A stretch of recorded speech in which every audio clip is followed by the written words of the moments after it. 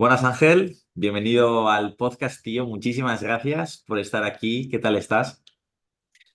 Buenas, nada, muchas gracias a ti por contar conmigo para, bueno, hablar un poquito sobre fuerza y ver si podemos ayudar a alguien. Vamos, yo estoy encantado y tenía muchas ganas de la entrevista. Creo que voy a aprender un montón contigo porque vas a hablar de temas que yo a lo mejor controlo un poquito menos, de rendimiento, de fuerza. Y antes de nada, por si acaso, por si alguien todavía no te conoce de las redes, me gustaría que te presentes, quién eres y un poco a qué te dedicas. Vale, pues a ver, esta parte es la que normalmente me gusta menos, ¿no? Porque no me gusta autopresentarme por el hecho de que veo que es algo como muy de sacar todos los galones fuera, ¿no? Pero al final creo que es necesario porque no somos todavía súper famosos, ni creo que lo seamos, así que...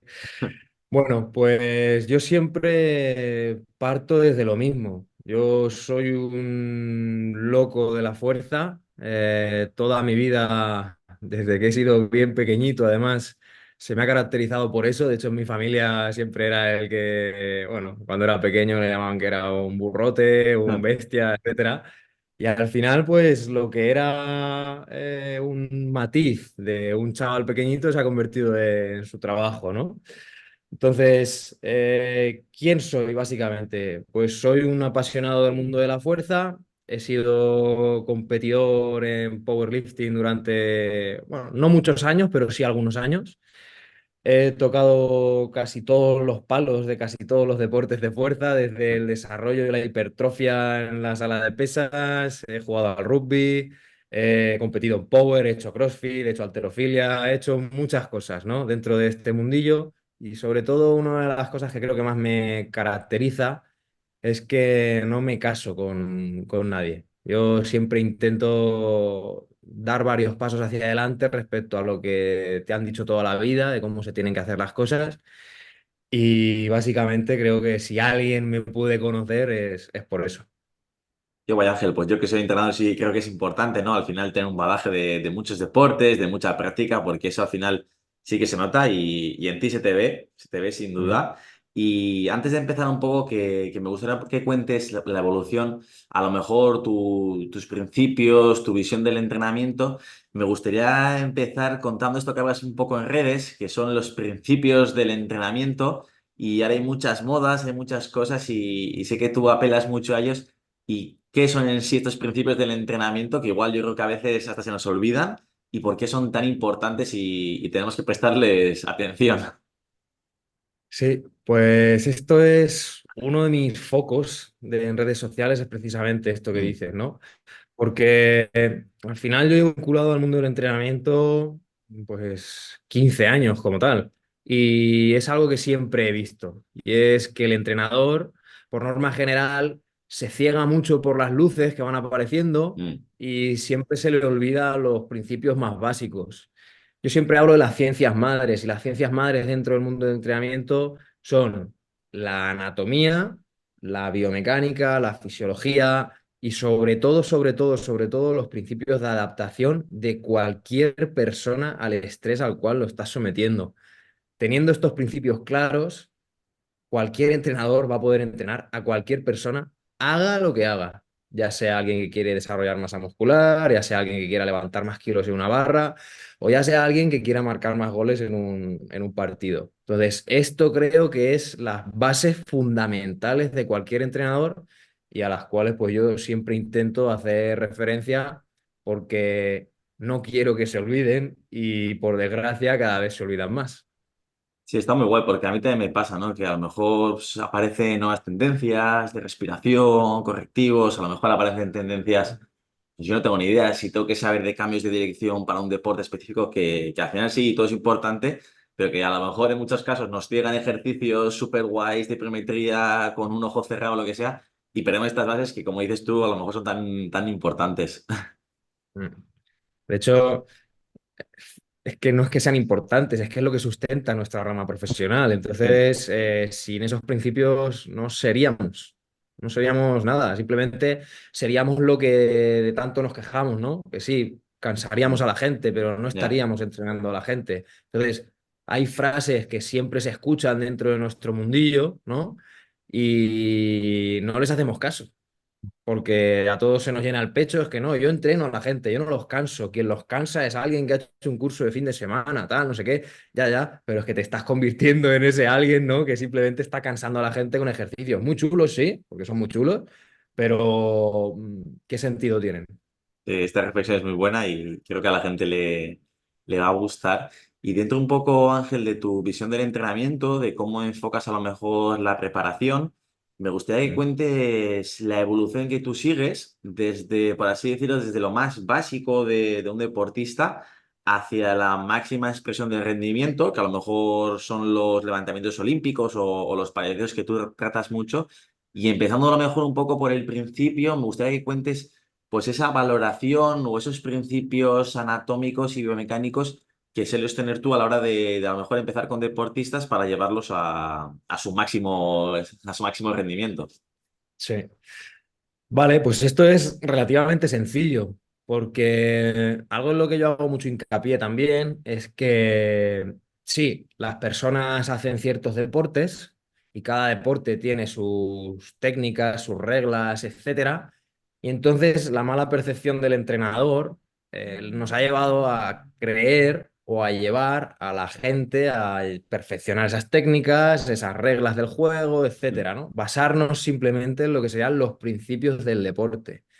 Pero uno de los factores fundamentales que no se nos debe olvidar jamás, y cuando digo jamás es que son las personas las que juegan al juego o las que practican ese deporte. Y las personas al final seguimos unos fundamentos, que es lo que decíamos antes, ¿no?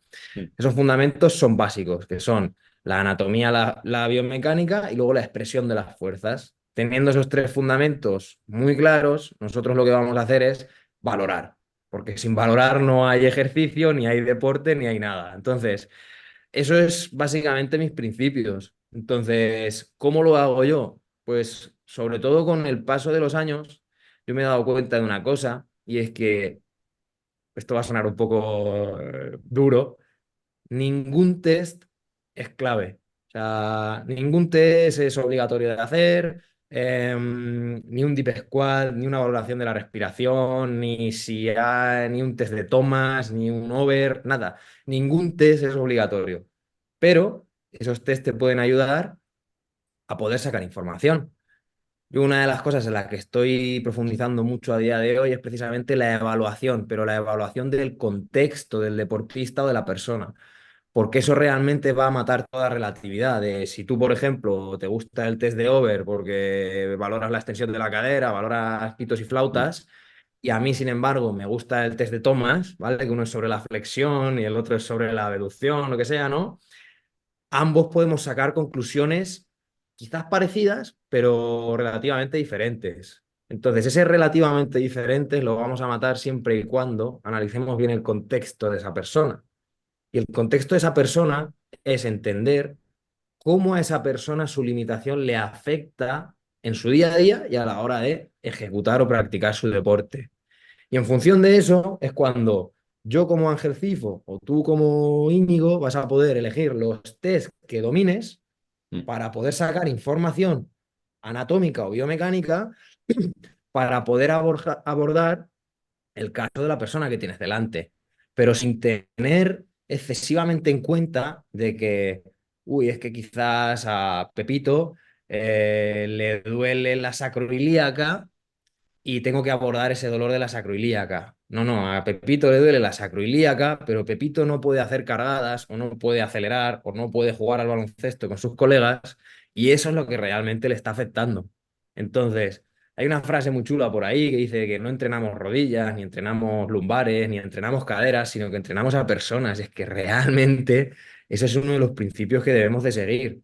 Y en cuanto a eso, nuestra valoración se va hacia la comprensión de la persona que le duele X cosa o que le limita X cosa, y en función de eso, pues ya ver la anatomía, la mecánica y cómo eso hace que se reduzca o no su expresión de fuerzas. Entonces, eso es, aunque parezca un poco que no está aterrizado, porque no te he Mm, dicho nombres, ni test, ni principios, ni te he ordenado después del uno, después el 2, después el tres, mm. ¿no? Que es como nosotros solemos aprender, es como yo lo hago.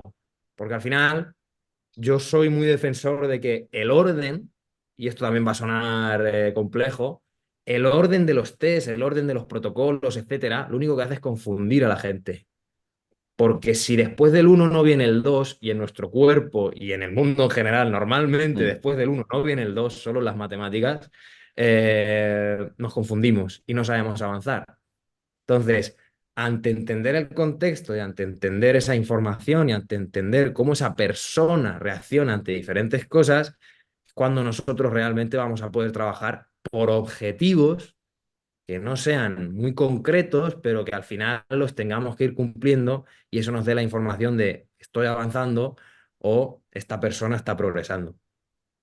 Y es muy interesante, Ángel, porque yo también cuando estaba en la universidad o estaba recién salido, yo buscaba todas las formaciones que me diesen todos los test, que me diesen todos los que toca hacer, seguido los protocolos. Sobre todo no quería pensar, no quería reflexionar y quería que me lo diesen hecho. Y además de esto, lo que dices tú, que yo cuando estaba en las formaciones nadie me ha preguntado, oye, ¿qué es lo que le impide hacer a esta persona y cómo se siente? Pues no, ese contexto que a lo mejor pues se tiene la muñeca mal y no puede hacer este ejercicio que le encanta o me da igual, o coger a su hijo o a su hija y que creo que es lo más importante y que hay mucha gente que a lo mejor escucha el podcast y quiere, joder, quiero saber cómo Ángel pasa la valoración, quiero saber este super tío que te utiliza y que no, que a veces es mejor, o sea, intentar gastar más tiempo en pensar, en reflexionar y hacer ese esfuerzo que a largo plazo, lo que dices tú que es interesante que te va a ayudar un poco a marcar objetivos y cumplirlos. Qué bueno, qué Sí, bueno, igual. qué bueno. Y dentro de esto, Ángel, de este proceso que a lo mejor seguiría, no sé cómo ves tú o cómo encajas el tema de los ejercicios correctivos, que se han escuchado Ujú. mucho, que a veces son súper necesarios, a veces menos. ¿Cómo lo encajarías dentro de este proceso? Buenísima pregunta. A ver, tenemos que partir de la base de que al final yo he estado muchos años también muy metido dentro del mundo de los ejercicios correctivos, porque bueno, estaba en una empresa en la cual impartía gran parte de esa formación, pero una de las cosas que con los años me he ido dando cuenta es que hacemos un abuso de los ejercicios correctivos muy bestia. Porque al final el ejercicio correctivo, si es que se le puede llamar de esa manera, simplemente lo que nos lleva es a reposicionar, digamos, no sé si ese concepto está bien dicho, a alinear ciertas palancas, ciertas estructuras, para luego nosotros poder sobrecargarlas. Pero es que la clave no está en la alineación, sino en la sobrecarga. Al final es uno de los principios básicos del entrenamiento. Siempre verás que en la conversación voy a ir siempre recurriendo a los principios, porque es que siempre es lo mismo. Pasa es que unos les llamaremos de una manera y otros le llamarán de otra. Entonces, los ejercicios correctivos son interesantes, son muy interesantes y yo los aplico todos los días con todos mis clientes, pero sin abusar de ellos. Porque al final yo me he dado cuenta de que cualquier persona necesita llegar a unos umbrales mínimos de estrés para poder progresar y el ejercicio correctivo en sí no te lo da, sino que ese ejercicio correctivo te va a aportar ciertas cosas en cuanto a que se sientan de manera diferente, que entiendan que el hombro en vez de estar de una manera tiene que estar de otra a la hora de empezar a traccionar, pero cuando empiezas a traccionar, la tracción es heavy metal.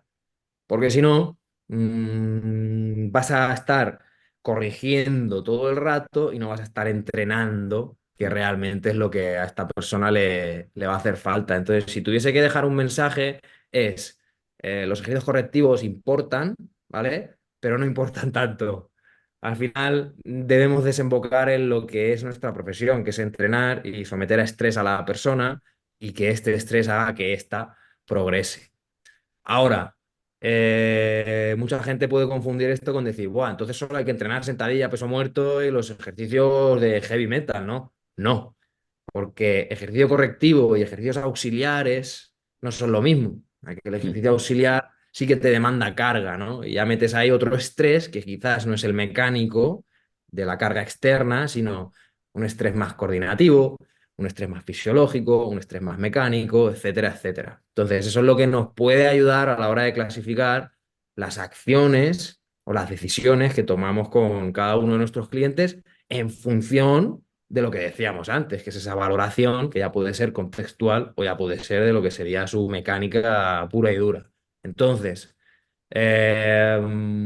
correctivos sí o correctivos no, correctivos sí, pero en un porcentaje bajito, quizás en el calentamiento o quizás Mm. en lo que sería la fase más regenerativa de lo que es el entreno de la persona. Sí, que al final no se nos olvide que somos entrenadores y que la gente tiene que entrenar y que está bien respirar y movilizar y esto, pero que los principios básicos están ahí y hay que entrenar, sobrecargar, estresar y descansar el organismo. Sí, de hecho, tú lo vives en tu día a día, ¿no? Tú al final te gusta el tema de la respiración y tal, pero tú compites en kettlebells. Y para Claro. competir y para competir en kettlebell necesitas llegar a unos umbrales muy bestias de trabajo, que Claro. sí, la respiración se encaja perfectamente porque te ayuda a poder ventilar Mm, durante los movimientos, que te ayuda a liberar ciertos rangos articulares que mm, te permiten o no te permitían estresar más el sistema, etcétera, etcétera. Pero la parte gorda de tu entrenamiento es hacer tus endurance y hacer tus Total. metcon y hacer tu trabajo de kettlebells, porque es tu objetivo progresar ahí. Y no pasa nada y no está reñido. Es que esto es una de las cosas que yo creo que siempre nos pasa. Y es, aparece una tendencia, me gusta mucho, la hago mía. Sí, se entiende eso, la hago mía Mm, y todos los que vayan en contra, muy entre comillas, de esa tendencia son mis enemigos. No, no, no, no, no, no. O sea, la respiración se encaja en cualquier deporte. Ahí en España tenemos un profesional que flipa, que es Antonio Espósito, mm. que él encaja la respiración en deportistas de rendimiento de sprint, de fútbol, de lo que sea. Es que no está reñido. Lo que pasa es que la respiración te aporta me lo invento el porcentaje, un 5% de Mm. la sesión. Pues utilízalo.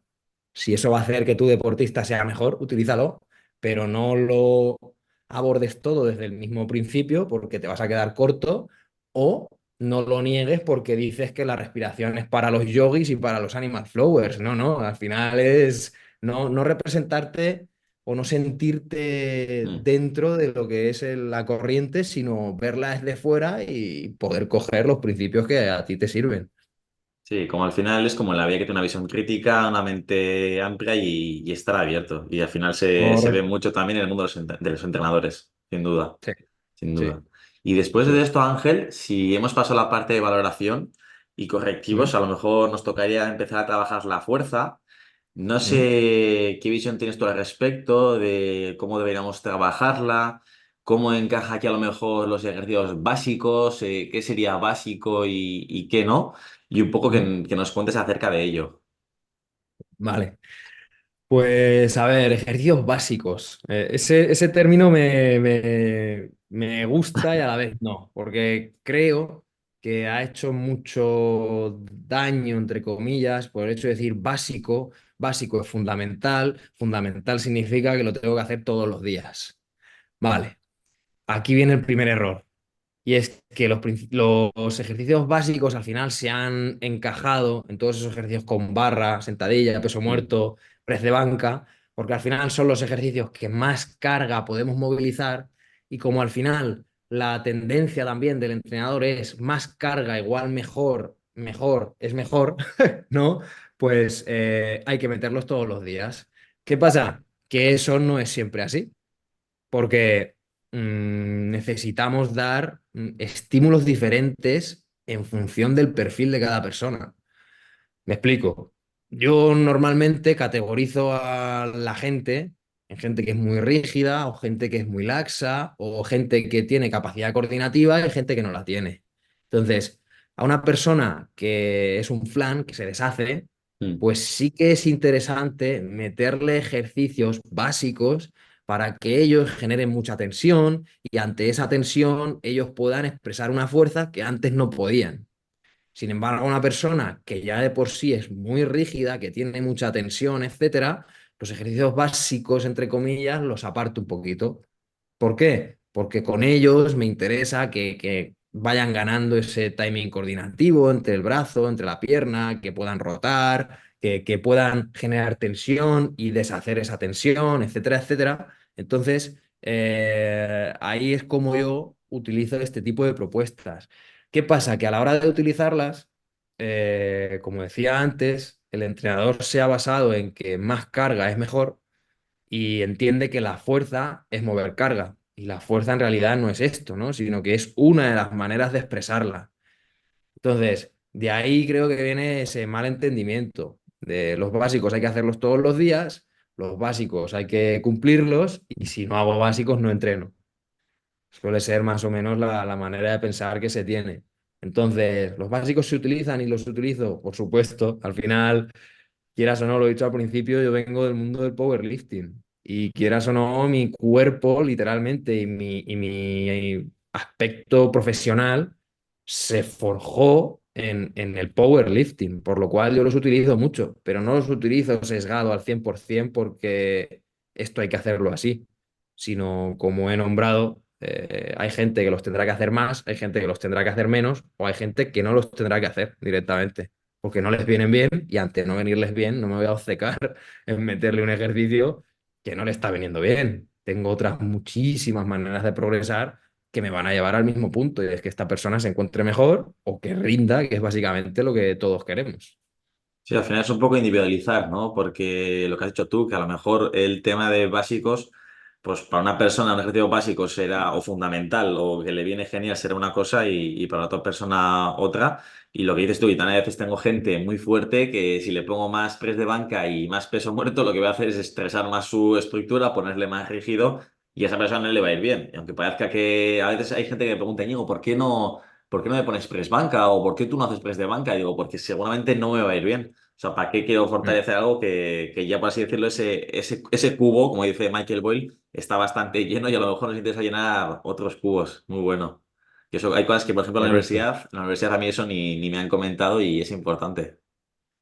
Sí. Eh. Es muy importante porque cumple otro principio del entrenamiento, que es la individualización, que Sí. es lo que tú has dicho. Que individualizar no es trabajar al 60, al 70 o al 80%.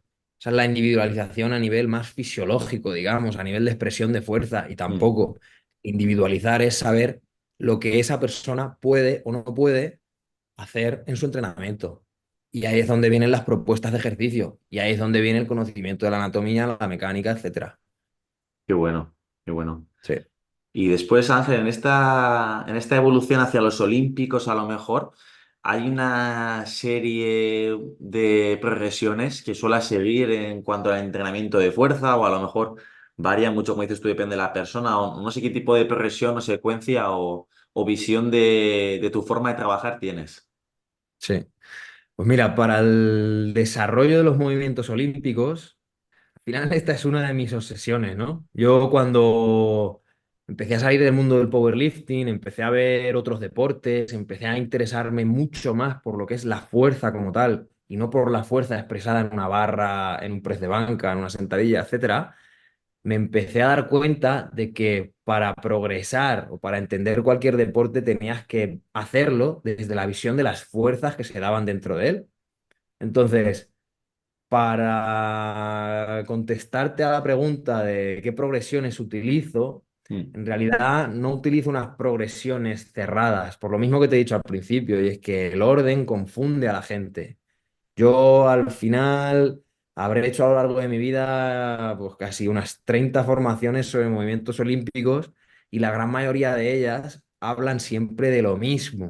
Y es primer, segundo, tercer tirón y pare usted de contar. Y luego lo unes todo y ya haces el movimiento como tal. Esto va a sonar fuerte también, pero eso no funciona. No funciona en nadie, solo funciona en gente que sea a nivel motriz muy, muy rica y creo que tú como entrenador en tus años te has dado cuenta de que no suele ser el común de los mortales. Ya, ya. Entonces, para yo llegar a los movimientos olímpicos, lo hago desde una visión de las fuerzas. Fuerzas que aceleran, fuerzas que deceleran o fuerzas que transicionan entre un punto y otro. Y es que esto se puede aplicar perfectamente a los movimientos que hay en los olímpicos. Es más, los movimientos olímpicos como tal son la máxima expresión de la fuerza máxima, de la potencia, incluso de la coordinación. Ten en cuenta que un split jerk es el movimiento que más potencia va a poder generar dentro de Mm. la sala de pesas, porque el movimiento es muy pequeño, el movimiento es muy reactivo y es muy cargado. Un snatch es uno de los movimientos con más coordinación que una persona puede hacer. Un full snatch, no un power snatch, pero bueno, Mm. también, ¿no? Y sin embargo, un clean es la parte de los olímpicos que más fuerza bruta, por así decirlo, va a expresar. Entonces, dentro de esto, tienes qué parte del clean, del snatch o del jerk genera o acelera fuerzas.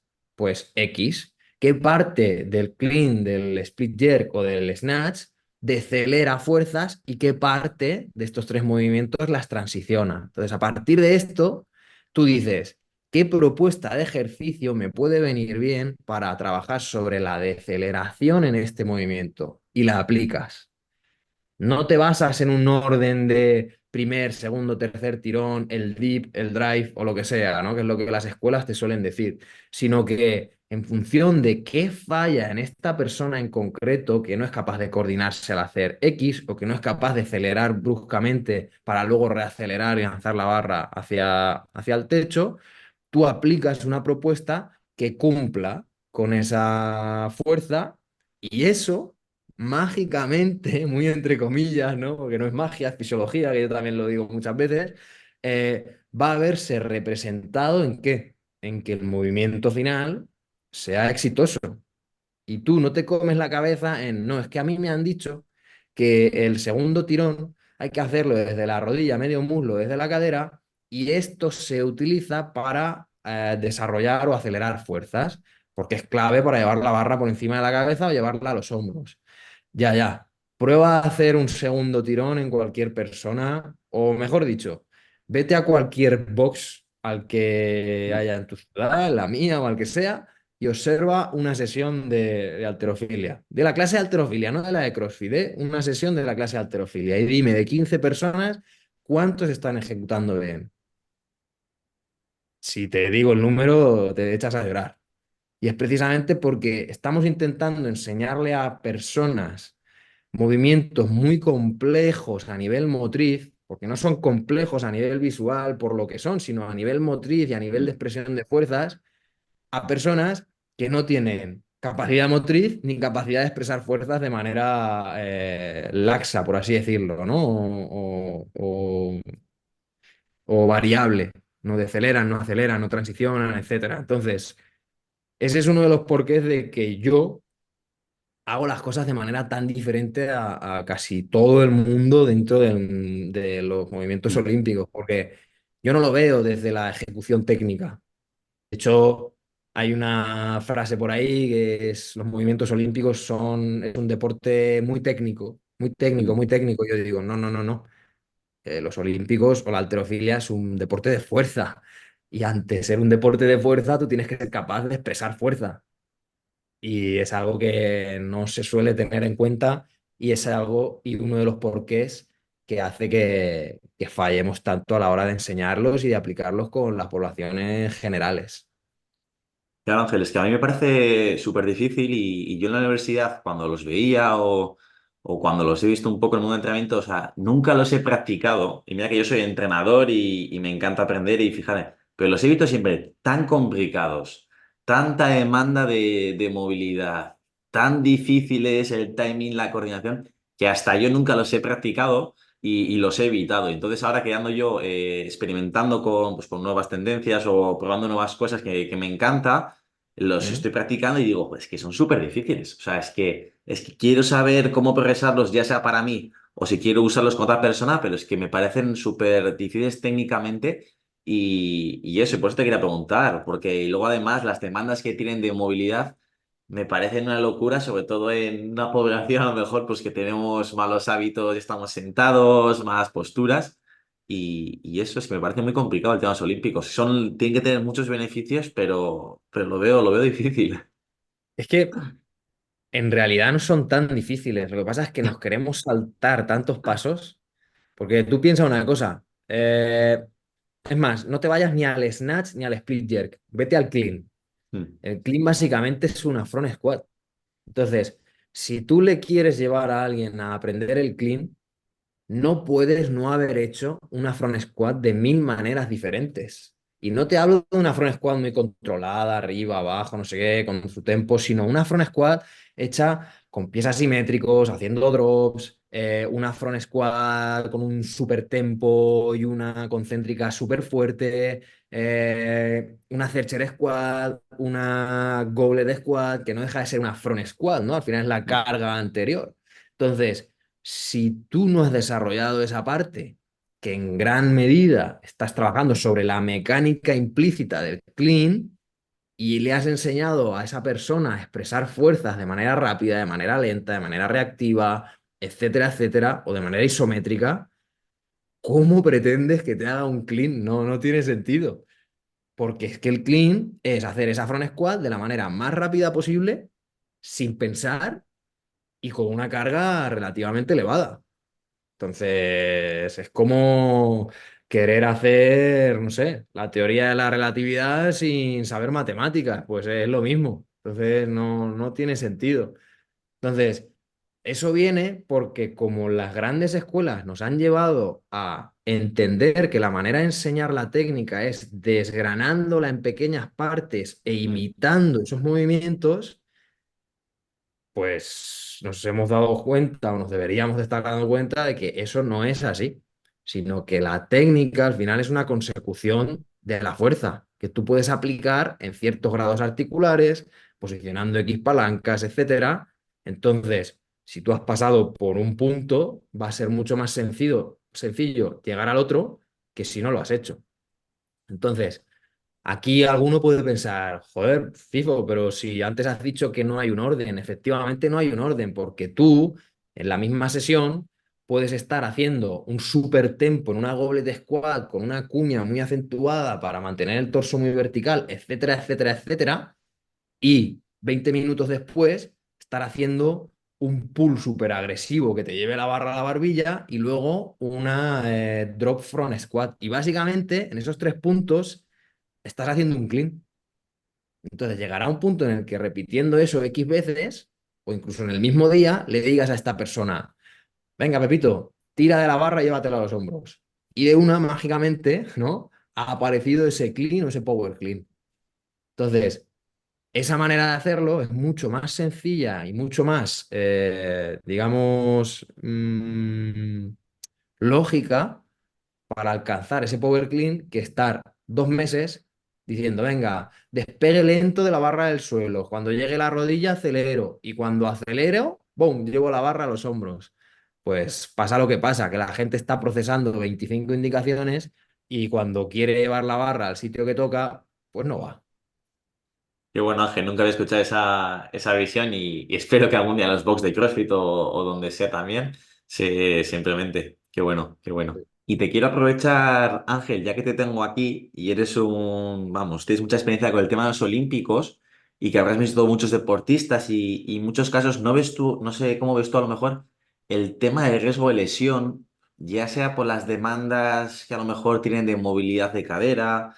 De movilidad de los hombros, el tema de levantamientos olímpicos. No sé cómo lo abordas tú acerca de ello, si todo el mundo puede hacerlo, si a lo mejor llevando una adaptación progresiva se puede llegar a conseguir o si directamente bajo tu prisma, pues igual a veces tienes que adaptar los ejercicios a usar una mancuerna o otro tipo de implementos y a lo mejor no tan llevar exactamente los levantamientos olímpicos estrictos. 100%. A ver, respecto al tema de riesgo de lesión, por una parte, cualquier ejercicio tiene riesgo de lesión y Mm. ningún ejercicio tiene riesgo de lesión. Aquí van a implicarse el tema de los volúmenes y las intensidades de trabajo. ¿Qué pasa? Si tenemos en cuenta que los olímpicos tienen riesgo, entre comillas, por su alto impacto en ciertas articulaciones, como son la rodilla, la cadera, las muñecas, los hombros, etcétera, pues uno puede establecer estrategias a la hora de decir, como yo sé que el ejercicio ya de por sí me está generando este estrés sobre X regiones y sobre todo si tú ya has valorado y encima ves que hay un hombro que no está haciendo lo que debería, que hay una cadera, una pelvis que no está en una posición que permita liberar todos esos grados de movilidad, etcétera, pues tú varías o aplicas propuestas que no sean tan recurrentes a la hora de generar ese estrés sobre esa cadera, sobre ese hombro, sobre esa muñeca, etcétera.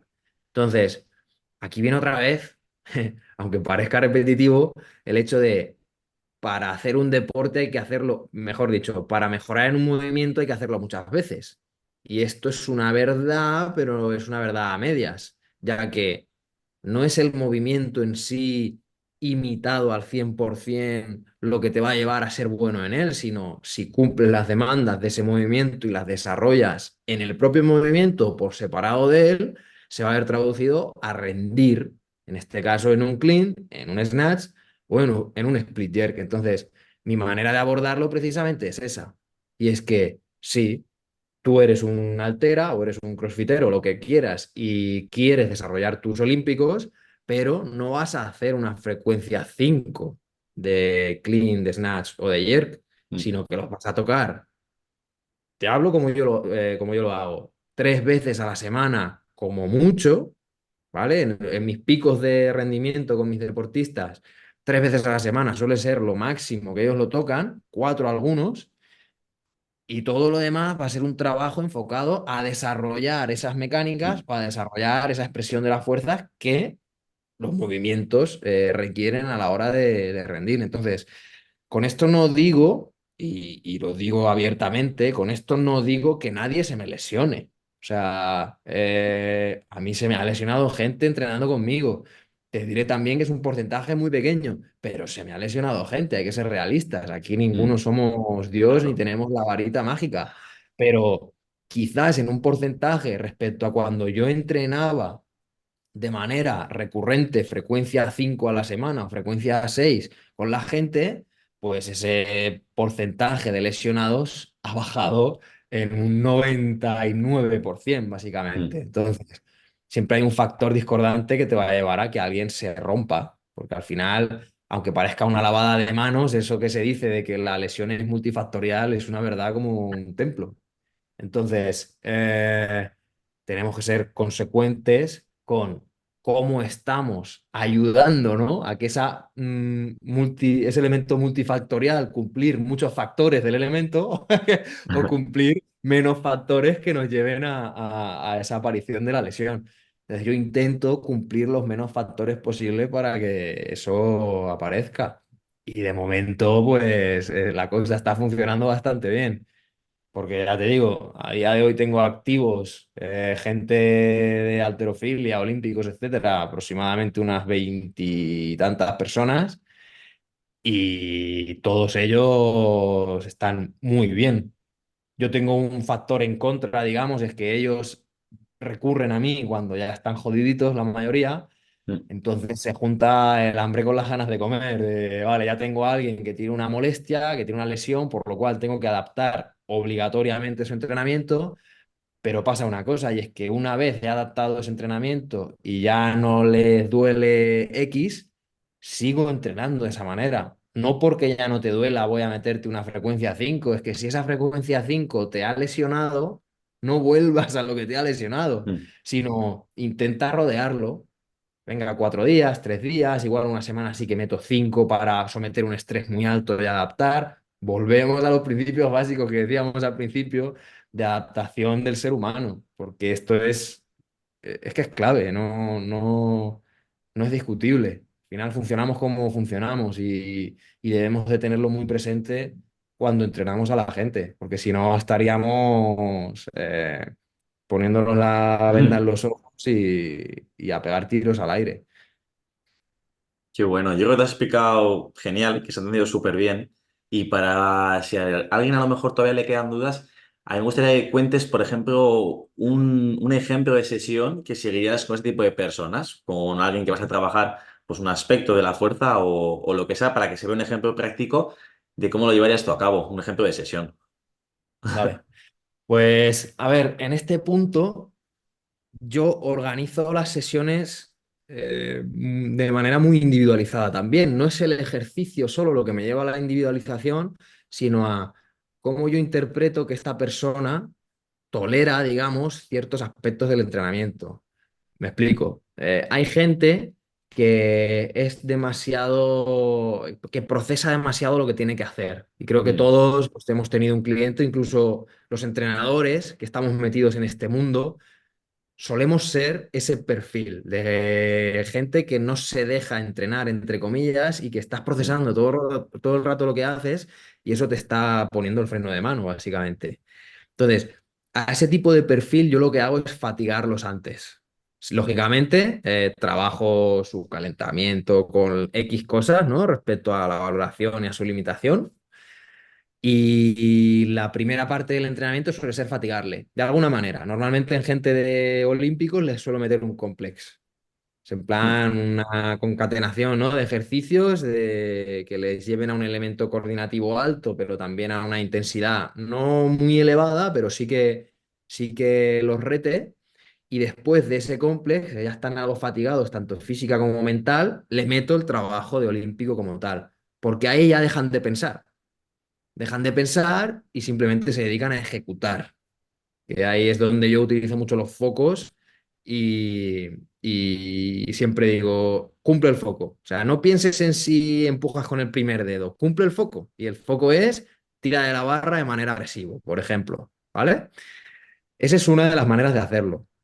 Luego hay otros, que es gente que se está iniciando o lo que sea. En ese punto yo utilizo mucho las metodologías isométricas al principio, ¿no? Porque al final las isometrías van a estar haciendo que precisamente lo que para unos es un error, que es procesar la postura, lo que está haciendo, lo que no está haciendo, en otros es su limitación. Entonces utilizo esas metodologías para que ellos procesen cómo está la cadera, cómo está el hombro, cómo está la rodilla, cómo estoy empujando de manera más o menos igual el suelo, aunque sabemos que siempre va a haber un lado que empuje más que otro, y luego les meto el ejercicio más coordinativo o lo que sea. Entonces, ya no es solo utilizar ejercicios que por si tienes más o menos movilidad de cadera o si eres capaz de estabilizar o no, mejor o peor, sino la manera de organizar la sesión en sí misma. Porque eso te va a llevar a cumplir una serie de parámetros. Porque si simplemente nos ciñéramos a lo que dice la ciencia respecto a que los primeros ejercicios que se hacen en una sesión son los que más adaptaciones generan, todos, si tuviésemos esa mentalidad cerrada del entrenador, nos iríamos a que si yo lo que busco son las adaptaciones al entrenamiento y resulta que los deportistas, en este caso de olímpicos, son fuerza y potencia, pues el primer ejercicio o el primer bloque lo llevaría al desarrollo de la fuerza y potencia siempre. Pero eso nos está haciendo dogmáticos, ¿no? Y como tú decías al principio, Mm. el entrenador se tiene que caracterizar por tener la mentalidad abierta y entender el contexto de la persona. Y si alguien es demasiado procesador de todo lo que está diciendo, lo tendrás que fatigar para sacarlo de ese foco de procesamiento. Y otro que es muy disperso, lo tendrás que concentrar. Y ahí es donde tú puedes ir hacia las metodologías de fuerza, a entender un poquito la fisiología, ¿no? Del aprendizaje y lo que sea y extrapolarlo a cómo tú organizas las sesiones de entrenamiento. Porque si simplemente nos ceñimos a los modelos clásicos de toda la vida, de Bompa, de Berkosansky, Mm. de lo que sea, pues estaremos, sí, cumpliendo ciertos principios del entrenamiento, pero no estamos cumpliendo el más importante, que es adaptar el entrenamiento a la persona que lo está ejecutando. Ángel, qué bueno porque yo me veo reflejado a Yo llevo 7 años trabajando como entrenador, yo tengo 27 años y me veo reflejado porque si esta entrevista la escuchase con 20 años pensaría, puf, vaya chapa, ¿qué me está contando el tío este? Esto es como en la uni, principios de entrenamiento, bomba, individualizar esto, qué tostón, pero ahora que pasa tiempo, has visto a mucha gente, has entrenado a mucha gente, te das cuenta que todo lo que dices pasa, que tienes razón y que es una realidad que los entrenadores tenemos que tener en cuenta y espero que la persona que escuche el podcast lo vea porque si yo esto lo iba a escuchar hace tiempo hubiera pensado, uff, qué aburrido, qué pereza. No, esto no es importante y en el fondo es súper importante, pero que necesitas tiempo para procesarlo. Es que básicamente esto es tu profesión. Sí, sí. Y el entrenador tiene algo muy malo, por norma general, y es que siempre es alguien que quiere más, porque al final el deporte es esto, ¿no? Entonces, si tú haces un pequeño análisis de qué es lo que haces y de dónde viene la rama de lo que haces a nivel científico, a nivel de lo que sea, te das cuenta de por qué cuando somos jóvenes, ¿no? Y somos entrenadores, lo único que queremos es venga, desarrollar más el rendimiento y saltar más y levantar Sí. más y nadar más rápido, correr más rápido, etcétera, etcétera. ¿Y cuál es la metodología que me va a llevar a conseguir esto más rápidamente? ¿Y cuál es la metodología que hace más magia con mis clientes, ¿no? Y puedo yo hinchar el pecho y decir, ¡guau, qué bueno soy!, ¿no? Cuando en realidad eso es, como dice mi padre, pan para hoy y hambre para mañana. Mm, Porque es una realidad. Entonces, cuanto más aterricemos y cuantos más hablemos de los principios fundamentales del entrenamiento y los sepamos extrapolar de una manera dinámica, divertida, y no tan científica, tan dogmática mm, como nos han enseñado y que nos lleva al pensamiento que tú dices de joder, qué coñazo, ¿no? Pues vamos a conseguir que realmente nuestra profesión se tome más en serio. Porque si los entrenadores simplemente nos dedicamos a imitar lo que vemos a los grandes mm, referentes, que habría que echar un ojo a qué significa ser un referente y sobre todo los tiempos que corren a nivel redes sociales, y vamos a entrenar con chanclas y calcetines o simplemente vamos a entrenar con, yo qué sé, música mala, cantando y bailando y haciendo el mono literalmente, pues no se nos puede tomar en serio. Y te voy a decir una cosa, yo no soy el tío más serio del mundo entrenando a mis clientes, pero sí que hay líneas que digo, mira, es que esto se tiene que hacer así, que si no, si tú has perdido el tiempo en venir a hablar conmigo para que yo te entrene, tienes que entrenar como mm, yo creo, porque es así. Entonces, yo voy a hacer todo lo posible para que lo que a ti te gusta se correlacione con lo que yo creo que hay que hacer. mm, Porque eso es un contrato que es inamovible con las personas que entrenamos.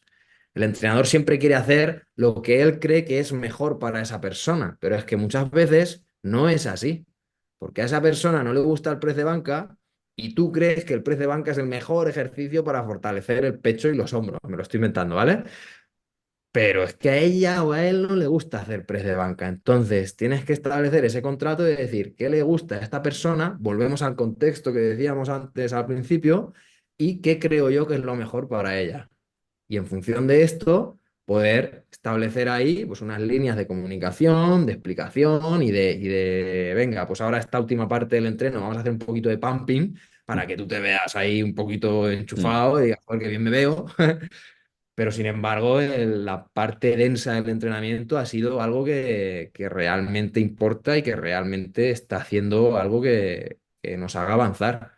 Porque si no, repito, nos convertimos en animadores y no en mm, entrenadores. Y creo que eso es algo muy importante de establecer las diferencias. Que ojo, no digo que el animador no sea algo que deba existir, porque al final hay gente que no se quiere focalizar tanto entrenando y que no encajaría entrenando conmigo, por ejemplo. mm, Pero yo, por ejemplo, eso lo veo en mi casa, ¿no? Mi hermana, mi madre, pues ellas entrenan, pero ellas van a clases colectivas de jiji jaja de 30 personas haciendo lo mismo y ya mm, está. Yo hace unos años les habría dicho y les dije, muy a mi pesar, eso no sirve para nada. Entonces yo les estaba generando una contradicción ahí de, joder, si no sirve para nada, no lo hago.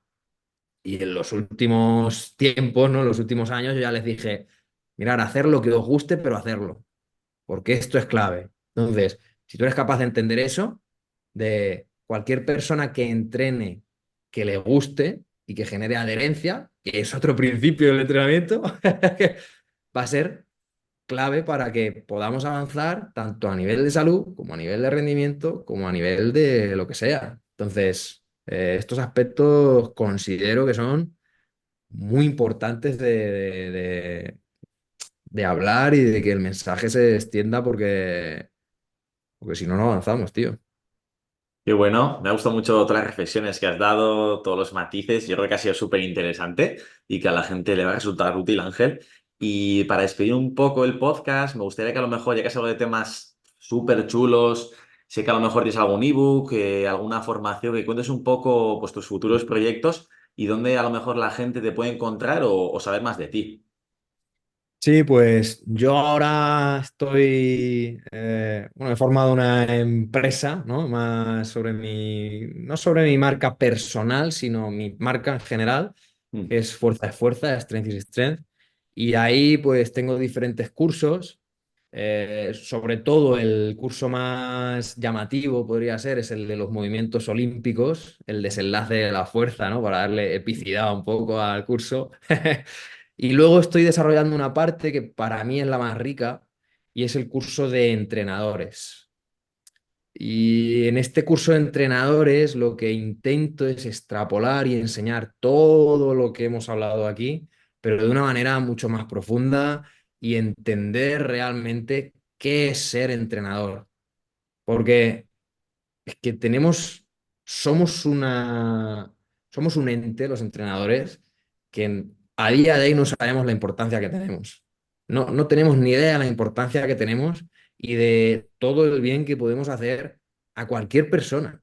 mm, Y aquí no quiero que la gente se dibuje en la cabeza de entrenar a mamis y papis porque eso es la salud, etcétera, etcétera, sino es que la gente de rendimiento tiene unas carencias que no nos las podemos ni imaginar y un buen entrenador puede hacer y desarrollar ese rendimiento al 200% y que esa persona esté bastante más sana de lo que normalmente se nos ha dicho, ¿no? Rendimiento y salud no van de la mano, etcétera. Entonces, esa formación de entrenadores para mí es es la auténtica joya entre otras cosas, porque la disfruto muchísimo. De hecho, creo que se me puede ver, ¿no? De que yo lo que más disfruto es hablando de mis pensamientos y de mi experiencia y de cómo poder extrapolar eso a la gente, porque lo que no nos damos cuenta, y es un pensamiento muy negativo que hay en los chavales, es que ellos creen que por pagar una formación ya están recibiendo la información, cuando no es así, que la formación hay que trabajarla, no el formador, sino mm. el que va como alumno, porque al final tú me pagas para que yo vaya a contarte unas cosas, pero eres tú quien las tiene que trabajar consigo mismo, entenderlas y poder aplicarlas. Entonces, por eso esa formación de entrenadores es, como máximo tengo 5 alumnos, porque yo quiero que el ambiente, el ecosistema formativo sea tan intenso que obligue a la gente a aprender, que básicamente es lo que yo quiero, aprender y que reflexionen. Es uno de los puntos más fuertes de de la formación. Y luego, pues en la página web tengo algún ebook, tengo muchos casos prácticos que son gratuitos para que la gente los pueda ver y ver más o menos cómo trabajo. Y pues nada, en el futuro se irán sacando muchas más cosas. Qué bueno, pues dejaré dos links para la gente que le interesa. Es que ricasco, Ángel, por tu tiempo, por la entrevista, a mí me ha encantado. He aprendido muchísimo y te mando un abrazo súper fuerte desde Bilbao. Nada, tío, muchísimas gracias. Tenía ganas de hablar contigo, yo también te sigo bastante. Y nada, lo dicho, muchísimas gracias y para cualquier cosa ya sabes dónde estamos. Gracias, Ángel. Un abrazo.